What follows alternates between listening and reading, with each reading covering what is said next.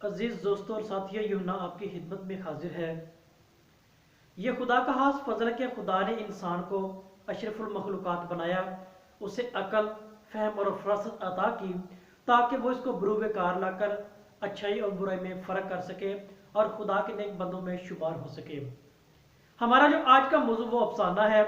हम इसके बारे में जानेंगे। लफ्ज़ अफसाना, इसका मतलब क्या है और इसका उर्दू ज़ुबान और अदब में आगाज़ और इर्तिका वो कब और किसने किया था, हम मुख्तसर तौर पर इसके बारे में आज जानेंगे।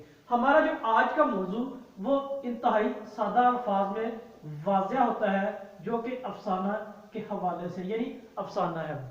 अगर हम बात करें अफसाने के हवाले से तो इसके हवाले से कोई जामिया तारीफ अभी तक नहीं की है, मगर मुख्तलिफ नकादों ने इस हवाले से अपनी राय पेश की है। उस राय की रोशनी में हम थोड़ा सा समझने की और सीखने की इसको कोशिश भी करेंगे। यानी अफसाने से मुराद ऐसी कहानी जिसे कम से कम वक्त में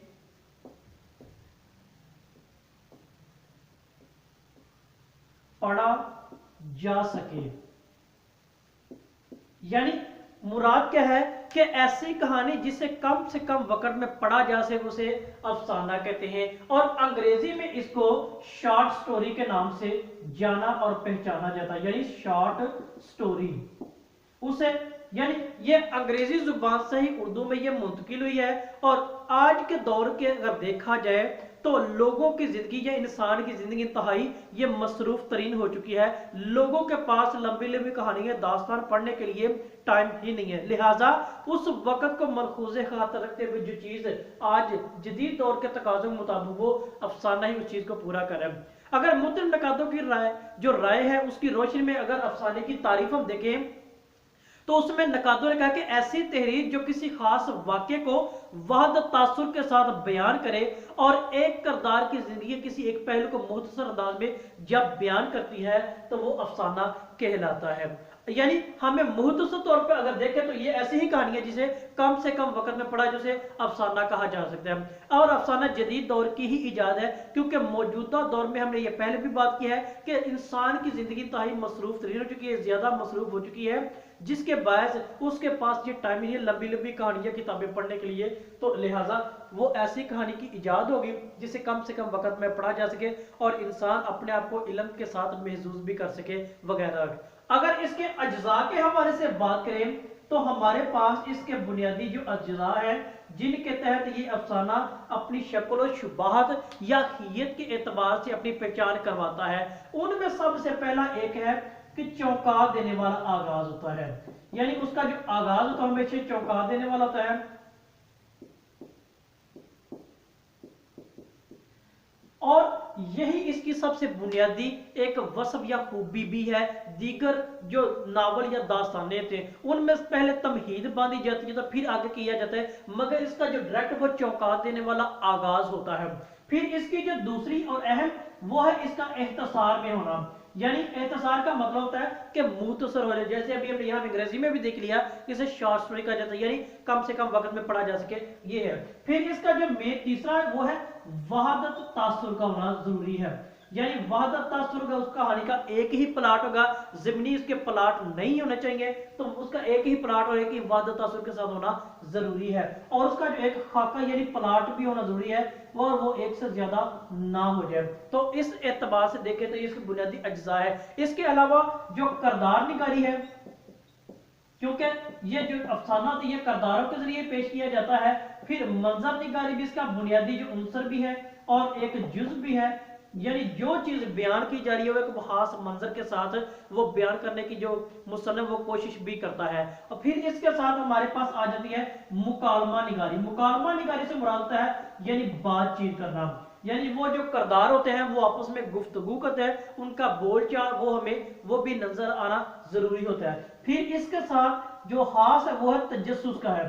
यानी तजस्सुस क्या होता है, यानी एक खास किस्म का होता है, ये कैफियत होती है। यानी शुरू से अब जो कारी पढ़ने वाला होता है वो पहली 2 लाइन पढ़ता है, उसके आगे तजस्सुस पढ़ता है कि आगे क्या होगा, ये होगा वो होगा। तो इस तरह का जो उनसर वो भी होना वो साथ जरूरी है। फिर जो एक अहम वो चीज वो उसका मकसदियत का, यानी जो वो मुसन्नफ लिख रहा है, जो मुसन्नफ बयान कर रहा है, उसका एक खास मकसद होना भी जरूरी है। और आखिर में जिसका वो अंदाजे बयान होता है, यानी अंदाजे बयान जिसको आमतौर पे असलूब कहा जाता है, यानी तरीकाकार, वो एक खास तरीकाकार भी होना ताकि वो कारी को बासानी तरीके से समझ भी आ सके जो चीज वो बयान करना चाह रहा है या कारी तक पहुंचाने की मुसन्नफ कोशिश कर रहा है। ये इसके बुनियादी अज्जा में से अज्जा है जिनके तहत अफसाना अपनी पहचान या हियत या शक्ल शुबहत अपनी वाज़ा करता दिखाई देता है। फिर अगर बात करें इसका आगाज का, यानी आगाज का या इर्तिका का बात करें जो उर्दू जुबानो अदब में है, तो उर्दू जुबानो अदब में आमतौर पर सज्जाद हैदर यल्दनम का नाम भी लिया जाता है। जी इसने क्या किया, उर्दू जुबानो अदब में अफसाना निगारी का आगाज किया। यानी सज्जाद हैदर यल्दनम का नाम तो आता है मगर बाकायदा तौर पर जो हमने ये अज्जा देखे हैं या जो शक्ल शुबात असूल ज़वाबत अफसाने के उस एतबार से देखे, जो उर्दू में हमारे पास वो मुंशी प्रेमचंद का नाम आता है।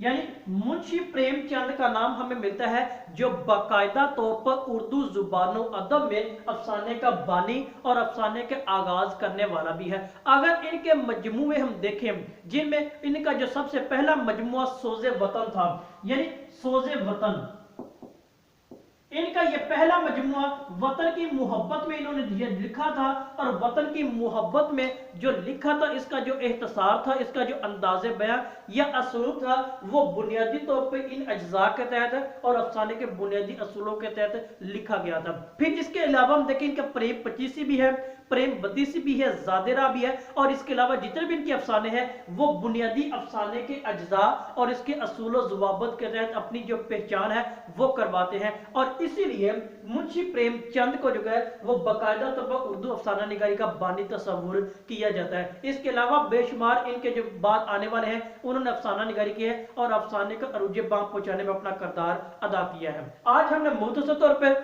और मजमूई तौर पर यह जान लिया अफसाना कहते किसे हैं, अफसाने के अज्जा कौन से हैं और इसका आगाज का किसने किया था। आज ये हमने मिलकर ये सीख भी लिया है। अजीज सामिन, अगर आपको ये वीडियो पसंद आई है इसे लाइक और शेयर जरूर कीजिएगा और अपनी कीमती राय से आगाह कीजिएगा। आप सबका बहुत शुक्रिया।